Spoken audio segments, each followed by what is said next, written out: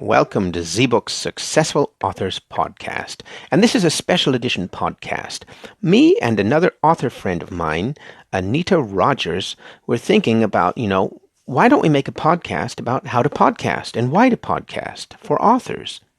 And so this is it. And so let's get started. How and why to podcast. Let's start with why to podcast. First of all, you build instant authority when you start podcasting. It's crazy. It's so easy nowadays too. I'm going to get to that at the middle of this podcast, but you start building instant authority once you start podcasting. It's a strange effect. It just immediately upgrades your website. It immediately upgrades your author profile and your authority. It's really cool. So there's really no reason to not start a podcast, and we'll get into more reasons in a second. Now, another reason is influencer outreach. This is probably the biggest reason. And like I said, through a podcast with a recent friend of mine, Anita Rogers, now I'm doing a guest post on her blog. So that's free exposure for me, free traffic for me. And it also adds value to her blog. So it's a win-win all around. But not only that, you get to meet amazing people and you get to ask them questions you would never ask them before. You get to interview them. So, for example, if you met these people on the street, they might not even give you the time of day, or you would, plapper out, oh, I'm your biggest fan, blah, blah, blah, and a totally low-value conversation, right? But when you approach these people and say, I want to add value and introduce you to my readers, then you get to interview them and you get to ask them questions you would never ask them. And you learn from them. It's just amazing. It's awesome. It's really the best thing and the quickest thing you could do to learn. It's one of those 80-20 things, right? You really get a lot out of podcasting. It's really worth it. So, for example, I interviewed Dr. Bernie Siegel.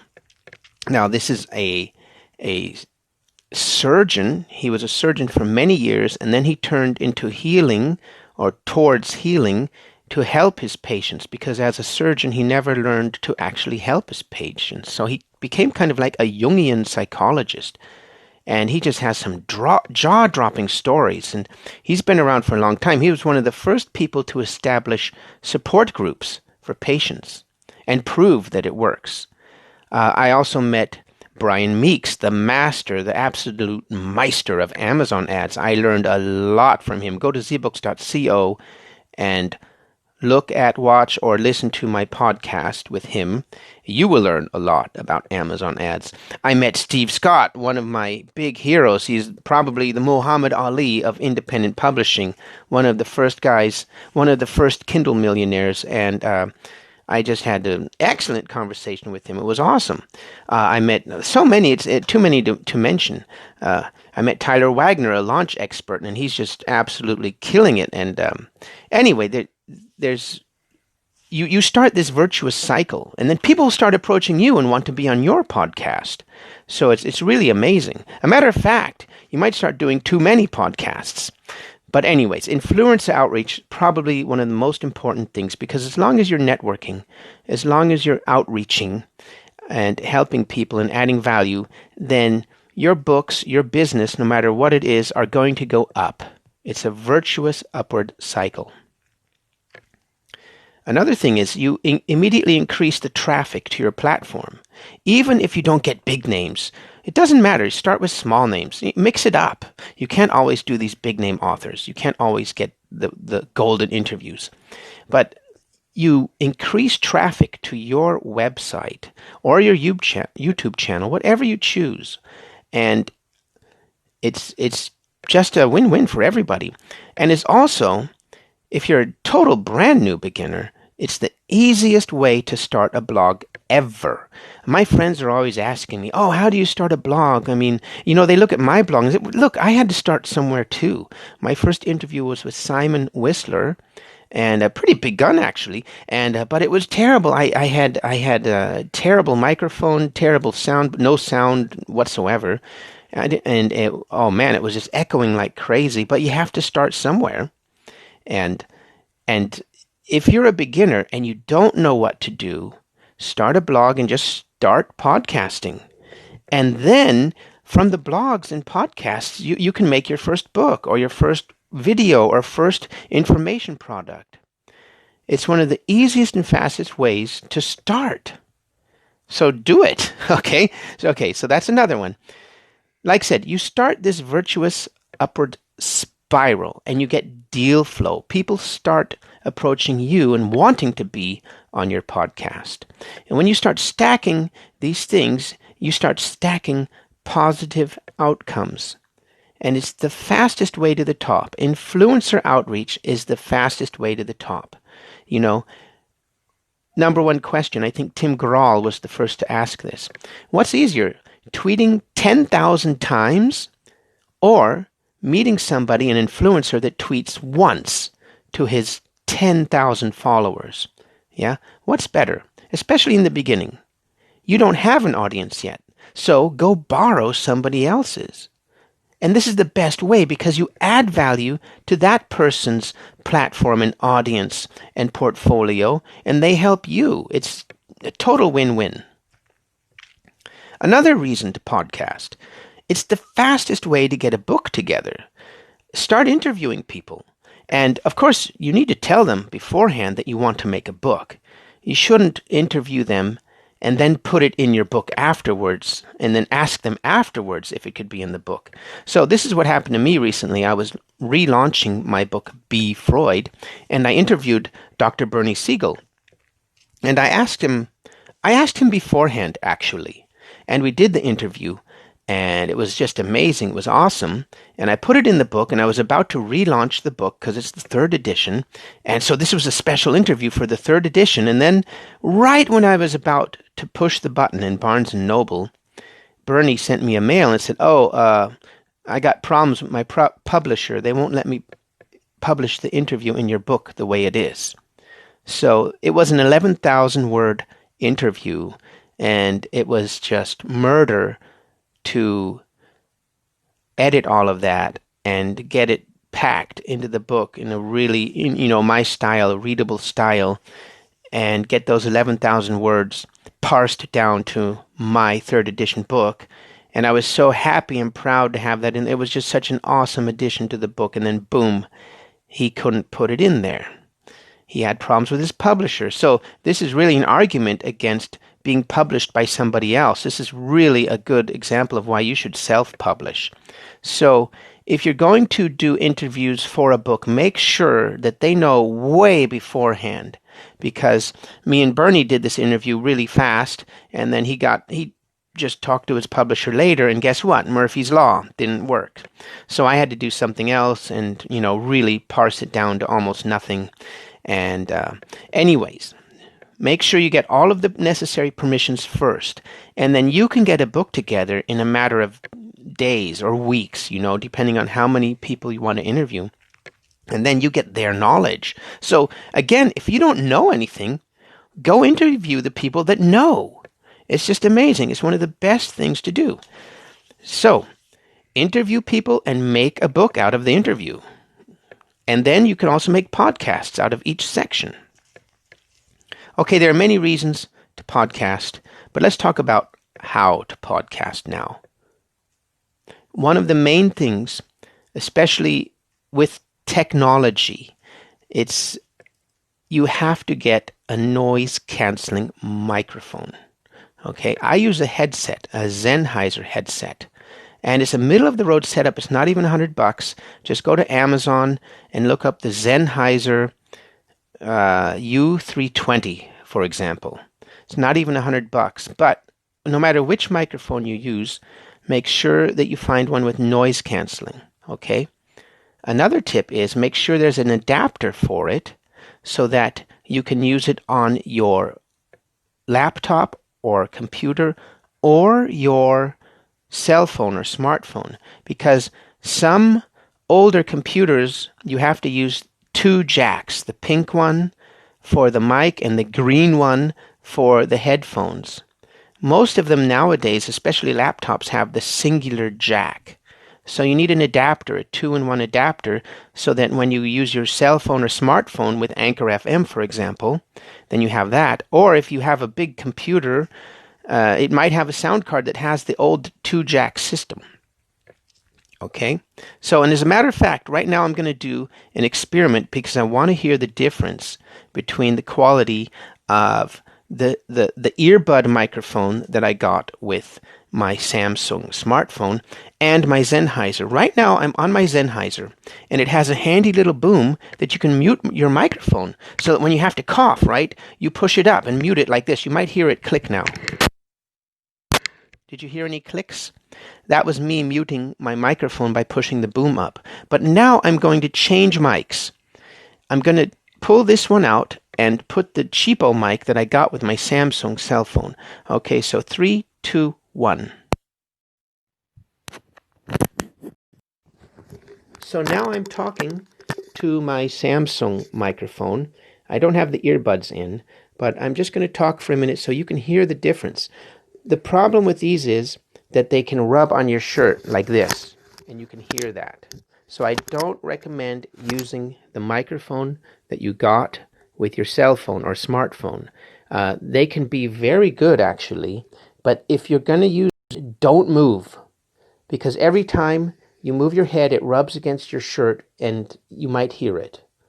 Okay? So it's a great solution if you don't have, your headset with you and you're just on the run, or, a spontaneous interview with Tim Ferriss.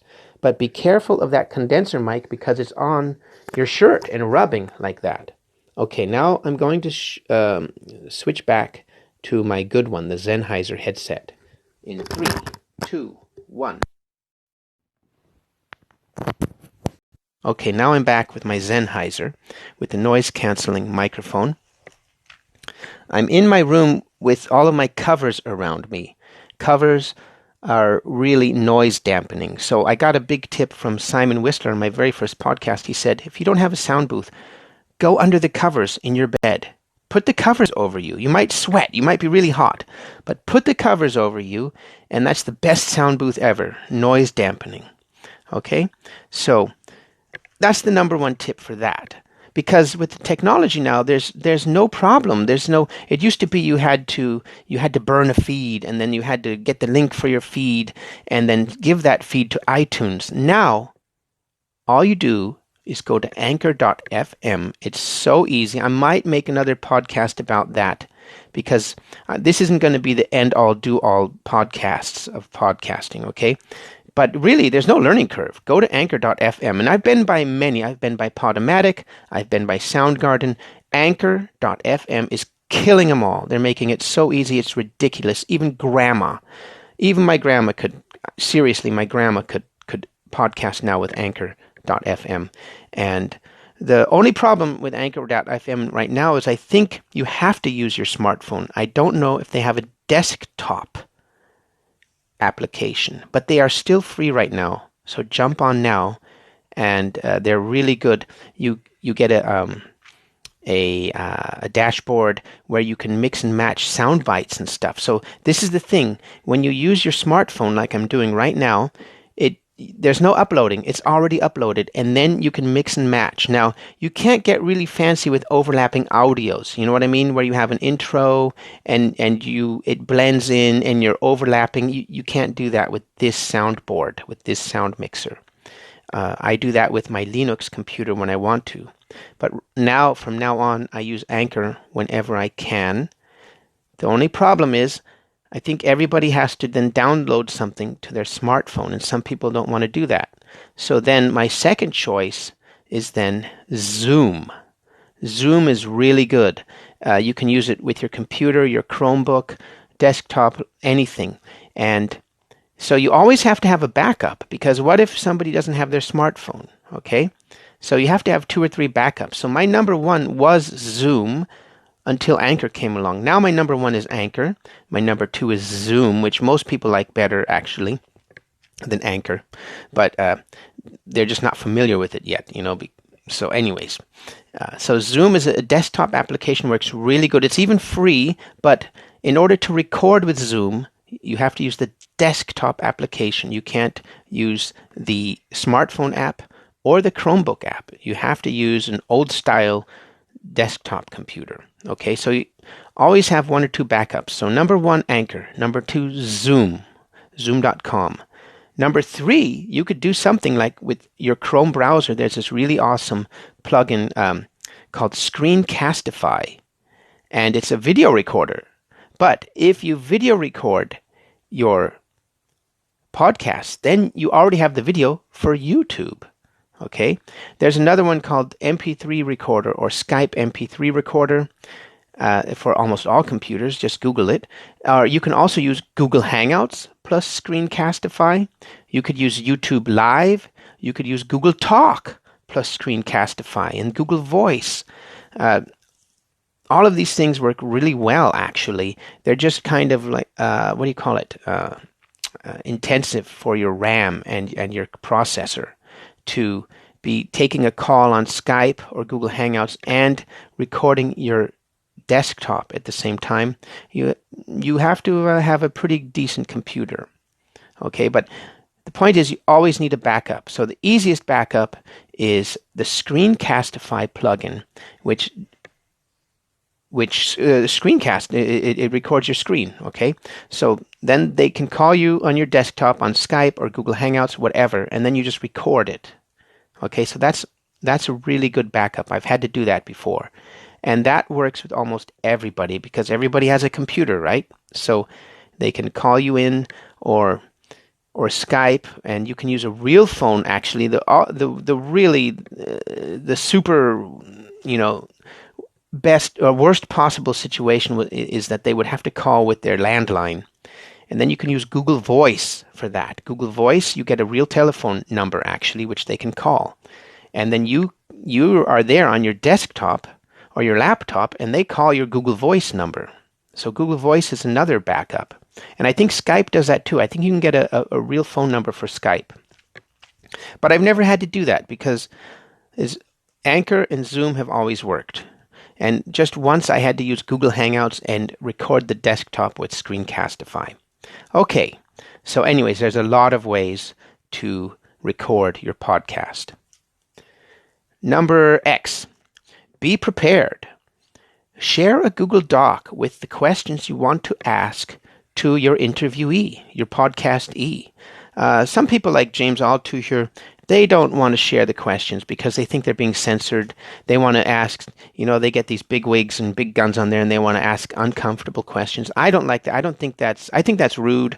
You have to have some respect for your interviewee, especially these big guns. They get hassled sometimes by reporters. So they think, are you interviewing me as a friend or as one of those weird reporters? So make sure that they know that you are interviewing them as a friend. Yeah, it's much different than a hostile reporter.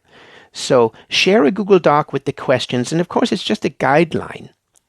But do that, and then you can use the comments on the Google Doc. It's really fun, actually. Try to get rid of all of your ums. The easiest way to do that is to join Toastmasters and practice public speaking. I consider it mandatory for authors, even fiction authors. You have to be able to sell. You have to be able to talk. You have to be able to talk in front of people.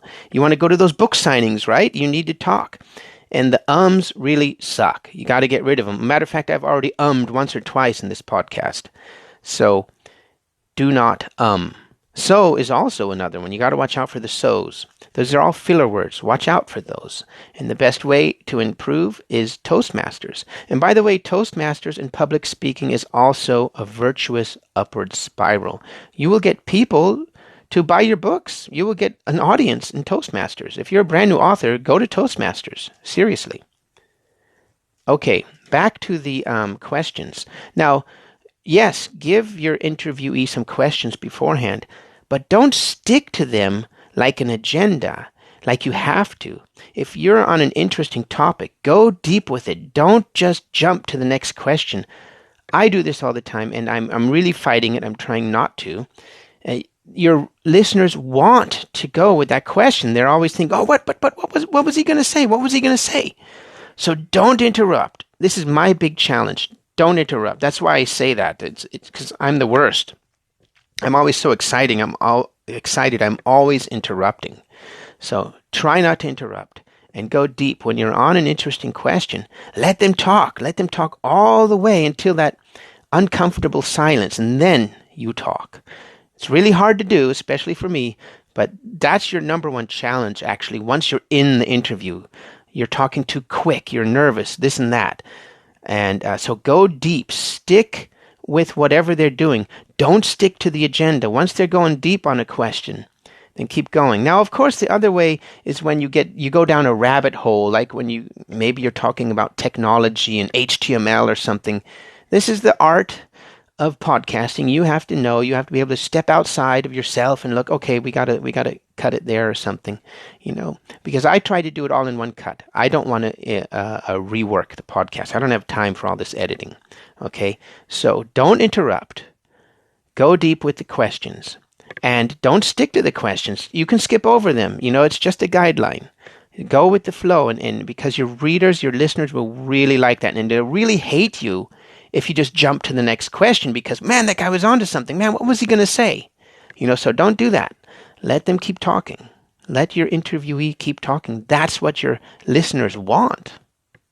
You rarely ever have to jump in to stop them. Almost never. Actually, you have to stop yourself from going down the rabbit holes. But don't stop your interviewee from going down the rabbit holes. Okay, another tip is make a custom thumbnail. And so, for example, YouTube, if you're going to publish to YouTube, and yes, you should definitely publish to YouTube. Upward Spiral, hardcore. It's free, too. So, want free traffic? Publish to YouTube. But make a custom thumbnail for that, and you can use canva.com to do that. Really easy. They have a YouTube template. So, maybe I'll make another podcast about that, too, or a how-to video. Okay, but make a Pinterest graphic. Also, canva.com, they've got a Pinterest, Instagram, YouTube, and do it. Wherever you publish, make a custom graphic for that platform in their format. Makes a big, huge difference. If you're publishing to YouTube, don't use the automatically generated thumbnail. Put your own in there with arrows and all of that stuff. And yes, you should publish to YouTube. I'm a member of many YouTube channels and YouTube creators and all of these big guns like Sean Cannell. And they came back from a conference with the YouTube owners and managers, and they said they have just started. Okay, everybody thinks, oh yeah, YouTube's over. YouTube's over 10 years old already. So the traffic is going exponential. It's time to make a YouTube channel. If you are an author, fiction, nonfiction, it doesn't matter. Make a YouTube channel. I mean, why would you deny free advertising? Okay, it's free advertising, and it's just going up. It's growing exponentially. It's growing faster than Facebook. Okay, I forgot the numbers. Facebook has 1 billion users. YouTube has 1 billion users, but it's growing like 3 times faster than Facebook. So you must have a YouTube channel, and you must publish your podcast to it. So there are a lot of different techniques to put video onto your audio, but that I will save for another post. So the other tip is to follow up when you're done. Weeks afterwards even, keep talking to the person you interviewed and thank them and ask them for leads. Maybe they'll get you the next podcaster interview. And so whatever you do, you gotta follow up. And that concludes this session, my friends. You can go to Anita Rogers' website, the Zbooks website. I'm going to put all of the links in the anchor.fm page for this podcast and on the guest post that's going to be on Anita Rogers' website and on the Zbooks website, zbooks.co, and on the YouTube channel. They're all going to be there, and I will probably edit this part of the podcast just so that you will get the link in audio. Okay, that's it for now, my friends. Take care, and I look forward to seeing you at the top. Okay, my friends, I made a folder for you to pick up the bonuses and presentation to this podcast for free. No email sign-up required, nothing. Just go to bit.ly/y2pod and go get your presentation and stuff. So that is bit.ly/y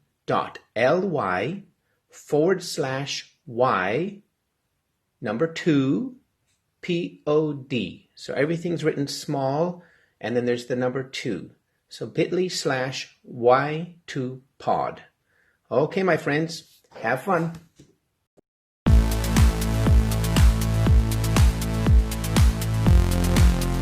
Okay, my friends, if you like that podcast, then remember to go to zbooks.co and go get all the materials to start your authoring career. We have a 7-day challenge every week, so there's no excuse to not finish your book. And remember, please go to iTunes and upvote this podcast and Google Play. Okay, I look forward to seeing you at the top.